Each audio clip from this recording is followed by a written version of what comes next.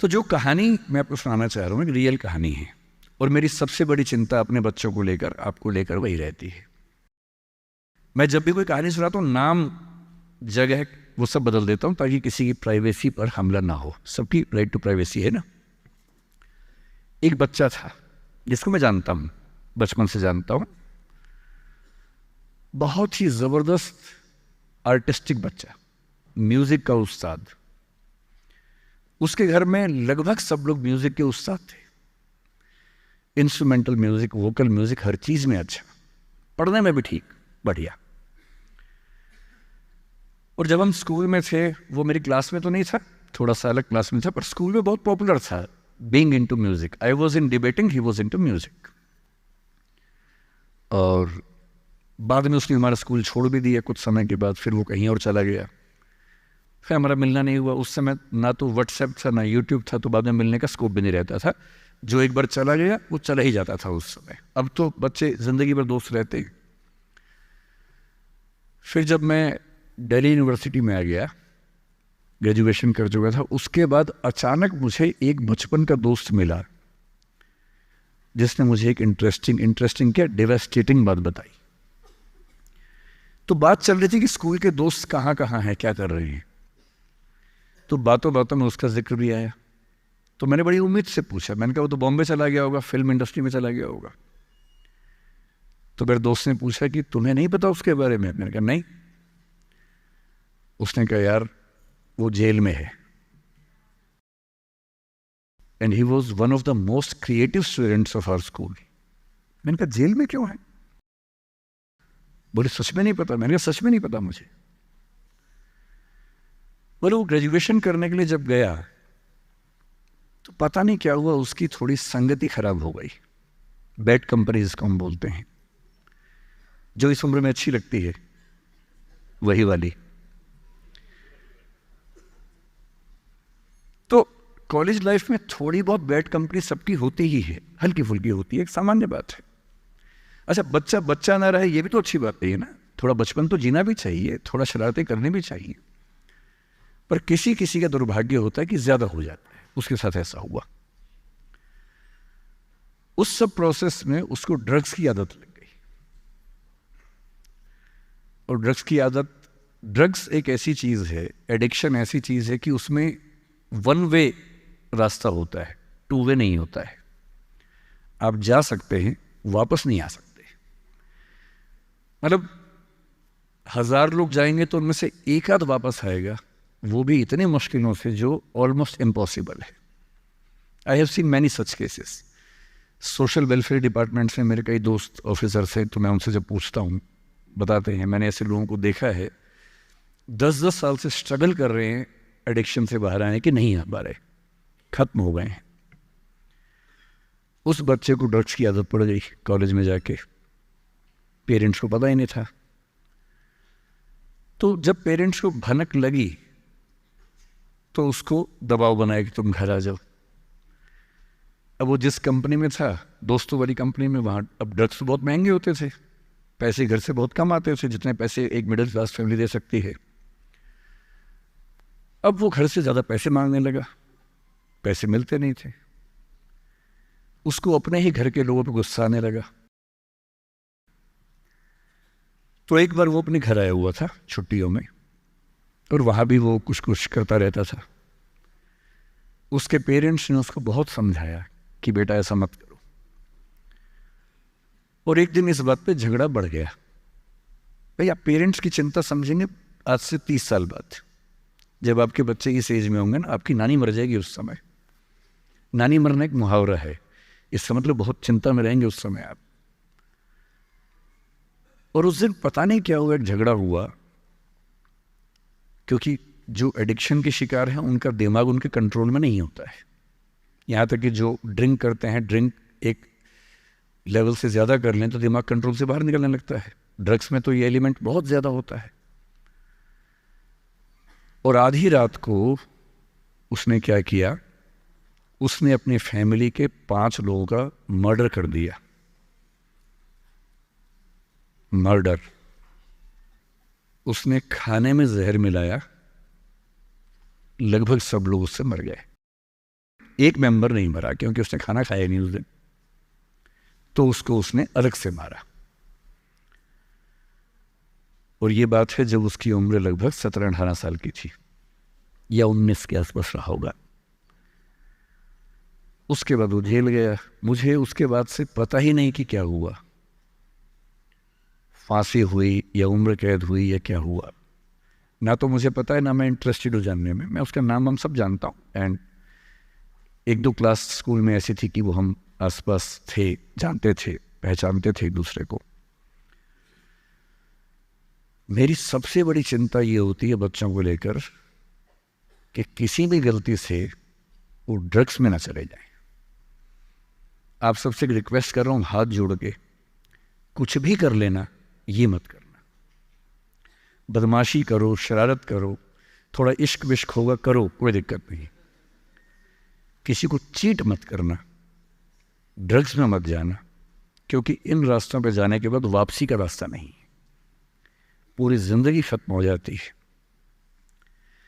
एक शायर ने कहा है, बस एक कदम गलत उठाता राह शौक में, राह शौक का मतलब शौक के रास्ते पर चल पड़े थे, बस एक कदम गलत उठाता राह शौक में, मंजिल तमाम उम्र मुझे ढूंढती रही। मेरी मंजिल जिंदगी भर मुझे ढूंढती रही, कहाँ चला गया?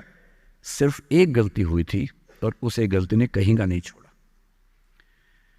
आपको लग रहा होगा कि ये तो पापा जैसा है, प्रीच कर रहा है हमें, पापा डोंट प्रीच वाला भाव मन में आ रहा होगा अपनों के, पर मेरा काम ही है, मैं क्या करूं। मुझे जितनी चिंता अपने बच्चे की उतनी आपकी चिंता है, तो मैं तो बोलूँगा। आप मानेंगे नहीं मानेंगे आपकी मर्जी है, लेकिन ईश्वर ना करे कुछ गलती हुई तो बाद में आप इस बात को याद ज़रूर करेंगे कि किसी ने समझाया था हाथ जोड़कर, और हम उसके बाद भी नहीं समझे थे। कुछ भी करना, उस रास्ते पर मत जाना। और इस रास्ते पर लोग क्यों जाते हैं? इसकी जो साइकोलॉजी में सबसे बड़ा रीज़न है, उसको पीयर ग्रुप प्रेशर कहते हैं। पीयर ग्रुप का मतलब है आपके दोस्तों का ग्रुप, गैंग, जिसको गैंग कहते हैं। जो डेवलपमेंटल साइकोलॉजी है, जो साइकोलॉजी स्टडी करती है कि बच्चे जैसे जैसे बड़े होते हैं उनकी साइकोलॉजी कैसे चेंज होती है, इसको बोलते हैं डेवलपमेंटल साइकोलॉजी। उसमें माना गया है कि ये जो एज है, टीन एज, ये गैंग एज है। गैंग एज का मतलब 3-4 दोस्तों का ग्रुप होता है, वो गैंग की तरह से ऑपरेट करता है। एकदम सीक्रेट्स रहते हैं ग्रुप में, आपस में बातें करते हैं, जैसी कोई आसपास से निकलता चुप हो जाते हैं। उनको लगता है कि उनके पास कुछ सीक्रेट इन्फॉर्मेशन दुनिया की ऐसी है जो मोसाद और रॉ और इन्हीं सब के पास होती है, किसी के पास नहीं होती। जबकि वो जो बात कर रहे होते हैं उनके पेरेंट्स वो बात 30 साल पहले कर चुके हैं।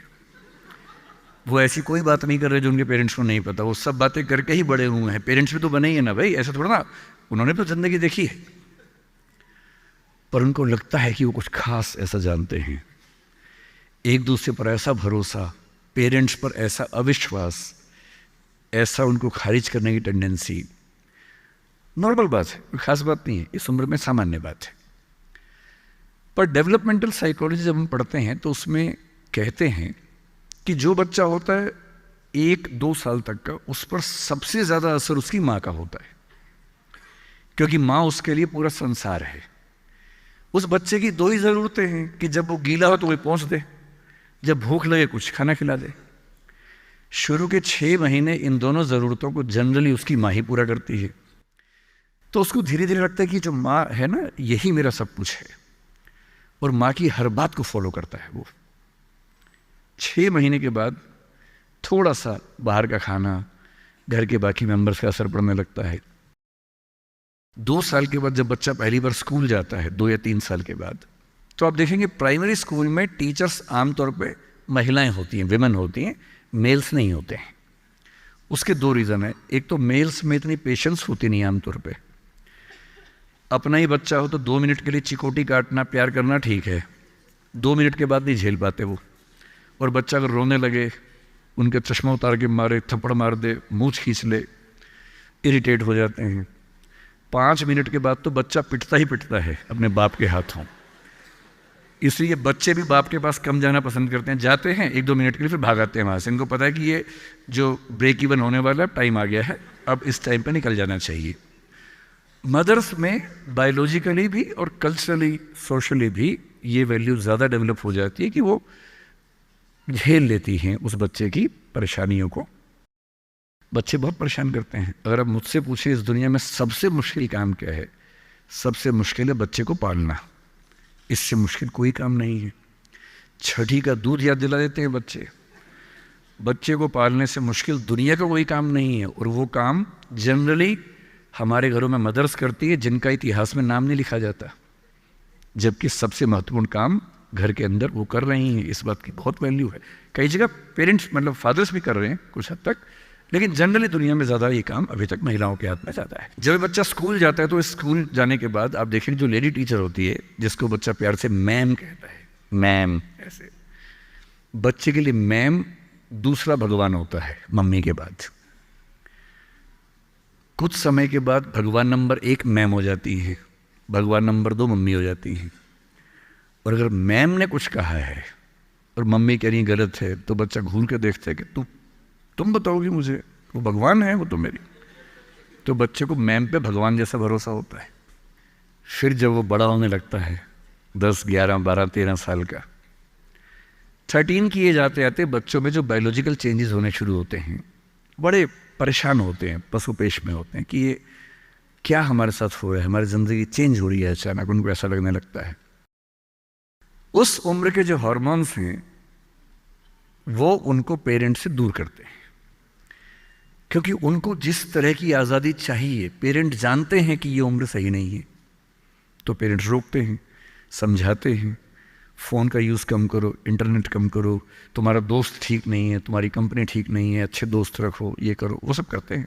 उनकी मजबूरी है, उनको पता है कि ये उम्र फिसलने वाली है। और बच्चों को लगता है कि मैं जहाँ जहाँ आज़ादी चाहता हूँ, यही 2 लोग मेरे दुश्मन हैं, पता नहीं ये डिज़र्व नहीं करते मुझे, they don't deserve a child like me. फिर वो पेरेंट्स से झूठ बोलना, छिपाना, हर बच्चा उस उम्र में झूठ बोलना शुरू कर देता है। कुछ बहुत प्यारे मासूम बच्चों को छोड़ दूं मैं 1-2%, बाकी सब थोड़ा बहुत झूठ तो बोल लेते हैं। कुछ ज़्यादा शातिर हो जाते हैं, इतना खतरनाक झूठ बोलते हैं, लाई डिटेक्शन टेस्ट करवा लेंगे तो भी नहीं पकड़ में आएंगे, इतना अच्छा झूठ बोलने लग जाते हैं, क्योंकि उन्होंने सीख लिया दोस्तों से सब करके। और ये जो उम्र है 13 से 19, जो गैंग एज है, ये जो दोस्त हैं, इनका असर इतना ज़्यादा होता है। और आपकी पर्सनैलिटी कैसी है, हर गैंग में 4-5 लोग होते हैं, उनमें से एक मुखिया होता है, उनका गैंग का नेता होता है, जो थोड़ा सा एग्रेसिव है, डोमिनेटिंग है, असर्टिव है, वो फैसले करता है सबके लिए। आपने डिसीजन मेकिंग का सवाल पूछा, इसी पे सो समझेंगे। उसने कहा कि चलो सब फिल्म देख के आएंगे, तो बाकी 4 फॉलोवर्स होते हैं, वो चलते हैं, जी जी चलो चलो चलो चलो चलो। इन सबका सेल्फ रिस्पेक्ट का लेवल अलग अलग है। जो नेता है उसमें सेल्फ रिस्पेक्ट बहुत ज़्यादा है, इतनी ज़्यादा है कि वो दूसरों की सेल्फ रिस्पेक्ट की धज्जियाँ उड़ा देता है। वो ये मान के चलता है कि मैं राजा हूँ, जो मैं कहूँगा वही होगा। और जो बाकी 4 भेड़ बकरियाँ हैं, जिनमें कॉन्फिडेंस की कमी है, असर्टिव नहीं हैं, सबमिसिव हैं, दब्बू हैं, डरपोक हैं, वो बेचारे उसकी बात को फॉलो करते हैं। और ये जो 4 हैं ना, इन पे खतरा बहुत ज़्यादा है, क्योंकि जो नेता है वो पहले से बिगड़ा हुआ है, वो हैबिचुअल है कई चीज़ों का, और वो इन 4 को बोलता है आज हम सब ड्रग्स ट्राई करेंगे। पूछ नहीं रहा है, बता रहा है। अब इन 4 में से एक के मन में है कि ना करूं, मम्मी ने उसको 1000 बार समझाएगी बेटा ये मत करना, वो बेचारा बोल ही नहीं पा रहा, घबराहट हो रही है उसको। बड़ी मुश्किल से मिमियाते हुए एक वाक्य उसने बोला। मिमियाना मतलब बिल्ली की तरह से बोलना, कैट की तरह से बोलना। उसने कहा यार मम्मी ने कहा था ठीक नहीं होता है। अब उसके बाद जोर से ठाका मार गया, ये देखो मम्मी का बच्चा, ये देखो मम्मी का बच्चा, इसको दुद्धू पिलाओ इसको, बच्चा है ये तो बड़ा ही नहीं हुआ, ये तो मर्द ही नहीं बना अब तक। हम तो मर्द हैं, हम तो बड़े हैं, हम तो ग्रोन अप हैं। इस बच्चे की सेल्फ एस्टीम, सेल्फ रिस्पेक्ट इतनी कम है कि डर जाएगा, एकदम घबरा जाएगा। 3 लोग बोलेंगे अरे कुछ नहीं होता, अरे कुछ नहीं होता, आजा आजा आजा आजा, अरे कुछ नहीं होता, कर ले ट्राई, हम भी तो कर रहे हैं, कर ले ट्राई। और इसी प्रेशर में ये बच्चा पहली बार ऐसी गलती करेगा। और मैंने पहले ही कहा कि रास्ता एक तरफा है, वापसी का रास्ता नहीं। इस प्रेशर को बोलते हैं पीयर ग्रुप प्रेशर, दोस्तों का प्रेशर। मैं अपने बच्चे को केवल एक बात सिखाता हूँ, बाकी पढ़ाई लिखाई तो मुझे पता है ज़िंदगी में जब कोई करना चाहेगा कर ही लेगा। इंटरनेट की दुनिया में, गूगल की दुनिया में, आप क्या मतलब मैं क्या पढ़ा दूंगा आपको, टीचर क्या पढ़ा लेंगे, सब गूगल पे उपलब्ध है, सब ऑनलाइन अवेलेबल है। जो टीचर बनना चाह रहे हैं समझ लें, अब टीचर का काम नॉलेज देना नहीं है, नॉलेज आपसे ज़्यादा, आपसे बेहतर गूगल पे है। अब आपका काम उससे ज़्यादा बड़ा है। क्या है अभी डिस्कस करेंगे। मैं केवल एक बात पे फोकस करता हूं कि मेरे बच्चे या आप लोग पीयर ग्रुप प्रेशर से बच सके। मैं खुद बचा था, अच्छे से बचा था, मेरे पेरेंट्स की भूमिका थी। मैं जिस हॉस्टल में रहा उस हॉस्टल में लगभग सब ड्रिंक करते थे कॉलेज के दिनों में, मैं नहीं करता था। मुझे कभी ज़रूरत ही नहीं लगी उस चीज़ की, तो नहीं लगी तो नहीं किया। अच्छी बात सिर्फ इतनी है, मैं ये नहीं कह रहा कि ड्रिंक करना अच्छी बात है कि बुरी बात है, वो तो इंडिविजुअल फैसला हर किसी का है, लेकिन मैच्योर होने के बाद, बचपन में नहीं। मैं सिर्फ ये कहना चाह रहा हूँ कि अगर 4 लोग मुझ पर दबाव डालें और मैं उनके दबाव में आ जाऊँ, ये ठीक नहीं। मुझे ध्यान है कि हमारे हॉस्टल की नाइट चलती थी, फ्राइडे की रात है, वार्डन साहब छुट्टी पे हैं, 10-12 लोग एक कमरे में बैठे हैं, शराब की बोतल खोल ली है या बियर जो भी है, सबका मन है पीने का। वो मतलब एडल्ट्स हैं, 18+ के थे, वो शायद लीगली अलाउड होगा उनके लिए, मुझे नहीं पता। और जो लोग नहीं पीना चाहते उनको दबाव बना रहे हैं कि आ पी के दिखा, तू मर्द है तो पी के दिखा, बड़ा हो गया तो पी के दिखा। जब भी कोई ऐसा दबाव बनाए ना, इतना भी दबाव में नहीं आना है। जैसे कोई बोले बड़ा है तो पी के दिखा, आपको बोलना है मैं इसको पिए बिना ही बड़ा हूं। मर्द है तो पी के दिखा, मैं इसको पिए बिना ही मर्द रहता हूं। तुम इसको पी के मर्द बनते हो, हम ऐसे ही मर्द हैं भाई। दोस्त नहीं है क्या हमारा, तो क्या बोलना है, अगर तुम्हारी दोस्ती के लिए मुझे पीनी पड़ेगी शराब, तो मेरी दोस्ती के लिए तुम छोड़ क्यों नहीं सकते? अजीब बात है भाई। दोस्त, क्या मैं ही तुम्हारा दोस्त हूं, तुम मेरे दोस्त नहीं हो? तुम्हारी दोस्ती के लिए मैं ड्रग्स लेना शुरू कर दूं और मेरी दोस्ती के लिए तुम छोड़ नहीं सकते? अगर तुम छोड़ नहीं सकते तो मैं ले नहीं सकता। और दोस्ती अपनी जगह है, हमेशा ध्यान रखना। भूल के भी कभी कोई ऐसी डिमांड मत करना जो दोस्ती की हदों से ज़्यादा जाती हो। मैं साफ कह रहा हूं, मैं ड्रग्स के रास्ते पर नहीं जाऊंगा, ये काम मैं नहीं करूंगा। मुझसे दोस्ती रखनी है, इन शर्तों के साथ रखो। मैं किसी दबाव में ना आया हूं, ना आऊंगा। इसको बोलते हैं असर्टिवनेस। अपनी शर्तों पे जीऊंगा, किसी के दबाव में नहीं जीऊंगा। जो गलत है गलत है, नहीं करना है तो नहीं करना है। एक शायर ने बड़ी अच्छी बात कही इश्क के बारे में, लेकिन यहाँ अप्लाई होती है। उसने कहा, वो नहीं मेरा सही, उससे मोहब्बत है तो है। भाई किसी से मोहब्बत है, नहीं हो पाया मेरा, कोई बात नहीं। वो नहीं मेरा मगर उससे मोहब्बत है तो है। अब ये रस्मों और रिवाजों से बगावत है तो है। अगर मैंने एक सही बात कह दी और वो रस्म रिवाज के खिलाफ है तो है, मैं क्यों डरूंगा? जो मुझे ठीक लगा, अपने ईमान के मुताबिक लगा, मैंने कहा वो मैं करूंगा। तो जो बात मुझे अपनी ओर से शुरुआत में कहनी थी मैंने आपसे कही है। और मेरा ख्याल है कि अगर आप सब बच्चों में से एक बच्चा भी मेरी बात सुन के गलत रास्ते पे जाने से रुक गया तो मेरा सिक्किम आना धन्य हो गया। मैं उसमें बहुत खुश हूँ, उससे ज़्यादा मुझे